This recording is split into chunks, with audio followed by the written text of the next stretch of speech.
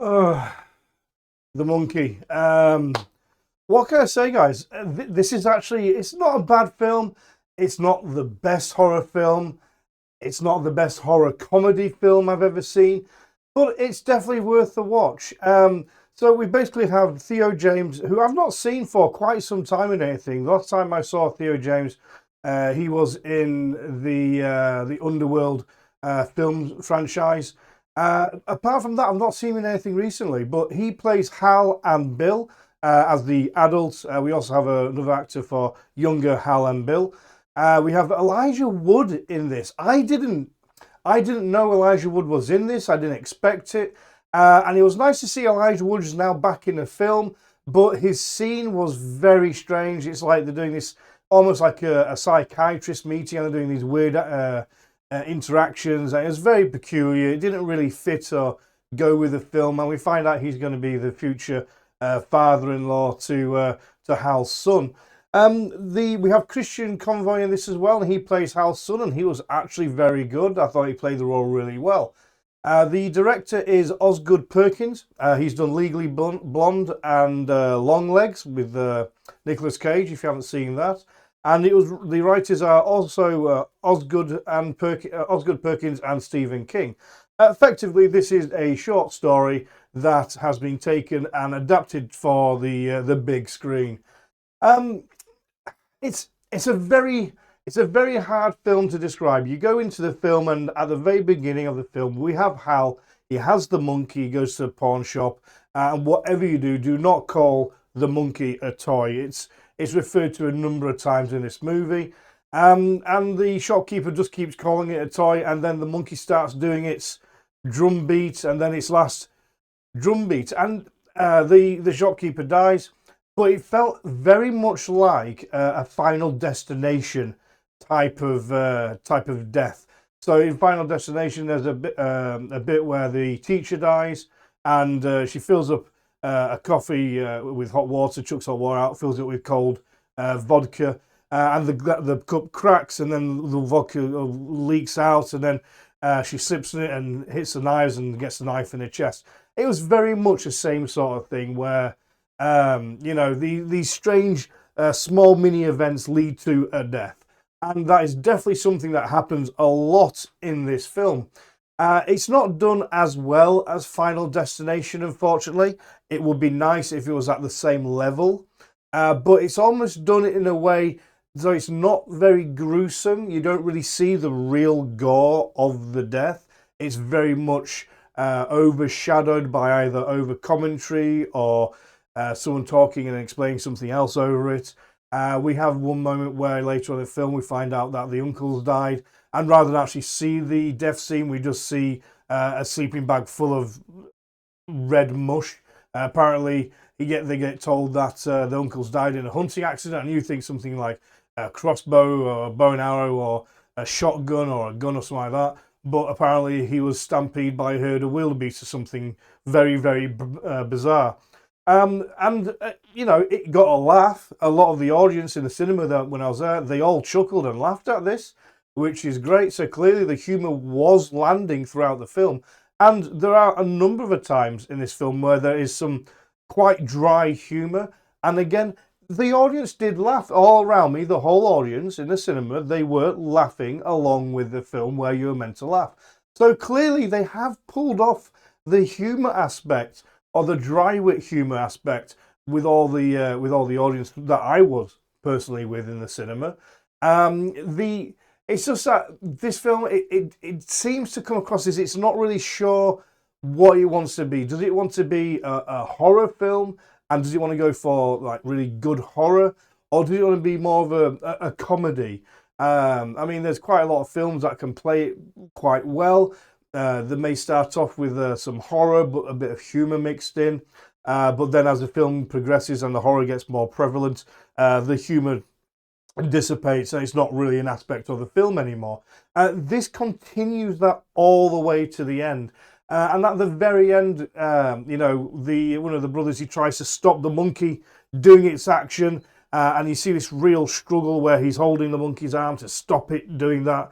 And in the end, the monkey throws him across the room. And it just goes crazy with the drum, like a full-on drum roll rather than dun dun dun. This is a full drum roll, and just everybody in the village just starts dying in really bizarre and strange ways all over the place, which we don't really see. There's a bit where an estate agent's showing around the house, and she can't open this door. She opens the door, and then she gets blown up by a shotgun, which again the audience laughed at. It was quite gory, but it was a little. It could have been done a bit better, but it wasn't a bad scene by any means. And at the end of the film, after they leave the village and they're stopped after crossing roads, Death goes by on a horse, which felt very, very strange. It was a little surreal, and all he does is sort of go nods at Death. It would have been really good to have some interaction with Hal and Death. You know, did he say to him, "Are you Death?" And Death is like, "Yes." And he's like, "Well, why can I see you?" He's like, "Because there's so much death that's just happened in the immediate area you're here, and because I was part of it because of the monkey, I can see that." Maybe Death could have given him a reason to why his life's been so tormented by this monkey, from when he's been a small boy when he got the monkey to being a full-grown adult and a father. It is a good film. It's not the best film. I would have preferred if they'd gone, right, we're going to make a horror film, and they went in that direction. Clearly, they've got the mindset to have to be able to write a string of events to cause a horrific death scene. It would have been nice if he went with that. Some of the death scenes were a little bit silly. One is where the pool gets electrocuted and a girl jumps in, and rather than getting a really good gory death scene where this woman's been electrocuted and screaming and all that sort of thing, she touches the water and her body explodes, and it seemed like a waste of an opportunity to have a really good scene there. And that happens quite a lot throughout the film, and it would have been great to either commit to pure horror and try and go as horror as you can, or, you know what, go real full comedy and have the horror in there. It was more towards the comedy than anything else. We have a moment where their mother's just died, and the priest comes in, and he comes out with like, "Oh God, why am I here?" or "Oh crap, why am I here?" And then like tries to do his speech and fumbles it by referencing how she died and that sort of thing, and it was a bit weird. We also then, after the funeral, the two boys are sat with a woman, and she's like, "You're gonna die, I'm gonna die, we'll die, he'll die, we all die." And it's very morbid, and it was clearly done for a joke, but it didn't really come across.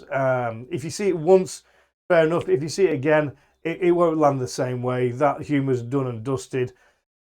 And again, this is why, for me, I think they should have just stuck to doing the pure horror, because you can watch a pure horror over and over again. If you're going to try and do it with the humour and the jokes, once you've heard the joke, it doesn't land the same way the second time. So for that reason, you more likely wouldn't really be bothered about rewatching this film. It was a good film. The way that they shot the film was very well done. The filming was very, very good in this film. I loved seeing Theo James in something other than Underworld. It was nice to see Elijah Wood back in a film after Lord of the Rings all those years ago. Obviously, there's been a lot of problems in Elijah Wood's life. It would have been nice if it was a bit more of a serious role, though, for him, if he's going to try and get back into films and try and re-get into the Hollywood. It would be nice if it was a serious film. But overall, it wasn't a bad film. It's a good, Sunday afternoon, you got nothing to do, want something a bit different, chuck it on type of movie. And if I were to give this a movie a rating, I'd give it a good 6 to 7. It wasn't terrible. It's not a best. It's not a Final Destination, but it's definitely okay to watch. So it's a solid 6 for me. Yeah, if you get a chance to watch this, I'd say check it out. Maybe if you can watch it on streaming, that'd be most probably the better way to watch it rather than pay at the cinema. But again, it was a nice film. It did give me what I was hoping, which was a good hour and a bit worth of entertainment. So yeah, I hope you liked the video, and I will see you all in another review in the near future.